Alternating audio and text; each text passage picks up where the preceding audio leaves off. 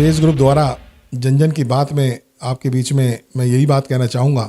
आज बड़ा ज्वलंत मुद्दा है हमारे खिलाड़ियों के साथ, हमारी बेटियों के साथ, देश की बेटियों के साथ, जो कि इतना ओलंपिक में उन्होंने गोल्ड मेडल जीता। आज वो बड़ा मुद्दा जो है बड़ा हाईलाइटेड हो रहा है।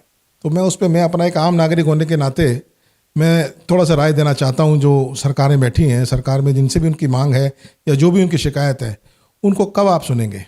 सुप्रीम कोर्ट भी कहता है कि अगर किसी के साथ कोई अन्याय होता है तो वो एफआईआर कराए इलाके में, थाने में जाके, और उसके 7 दिन के अंदर जो है स्टेटस रिपोर्ट महिलाओं के मामले में दी जानी चाहिए।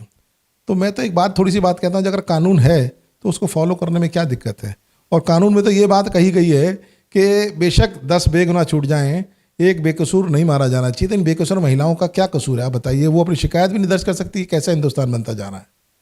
अगर मान लीजिए वो आरोप, जो भी आप जिसको भी जिस तरह भी स्टेटस को आप लेते हैं, कम से कम उसकी छानबीन करने के लिए, जब तक उसकी इंक्वायरी को वो प्रभावित ना करे, इस्तीफा आपने दिलवा दिया तो मगर एफआईआर जो क्या कहती है, रूल क्या कहता है, आईपीसी क्या कहती है, उसके माध्यम से पुलिस को आपको निर्देश देना चाहिए।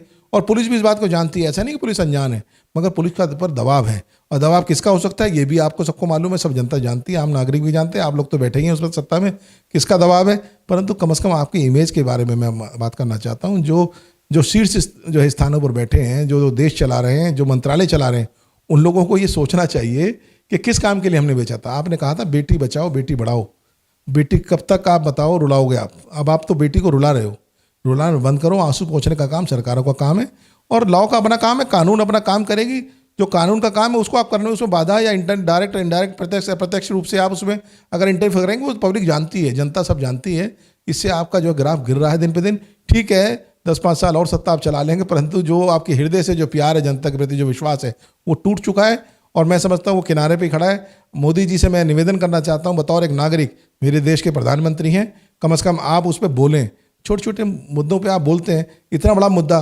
कितनी खुशी आपने कही थी, किस तरीके से आपने प्रोत्साहित किया था इन खिलाड़ियों को जब जीत के लाए थे। गोल्ड मेडल हमारे लिए नहीं, सबका है, पूरे भारत का है। विश्व में नाम कमाया। आज विश्व में थू हो रही है मीडिया जो है, बाहर की मीडिया या लोकल मीडिया, वो सच्चाई अगर छाप रही है तो उसमें आपके नंबर बढ़ रहे हैं क्या?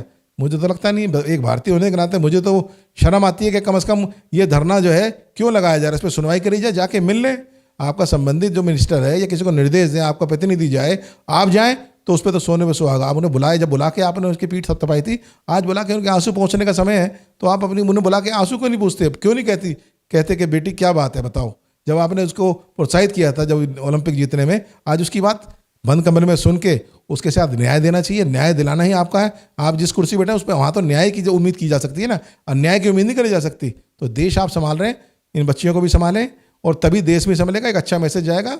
और आपकी मन की बात है, मन की बात इनकी भी सुननी चाहिए। ठीक है, आपने मन की बात पूरे देश को सुनाई, उसमें क्या लगा मैं उसमें नहीं जाना चाहता, क्योंकि वो विरोध की बात आ जाएगी। पैसा तो हर चीज़ में लगता है, परंतु कम से कम एक 15 मिनट 10 मिनट का है, मेरे का 2, 4, 5, 10 किलोमीटर की बात है।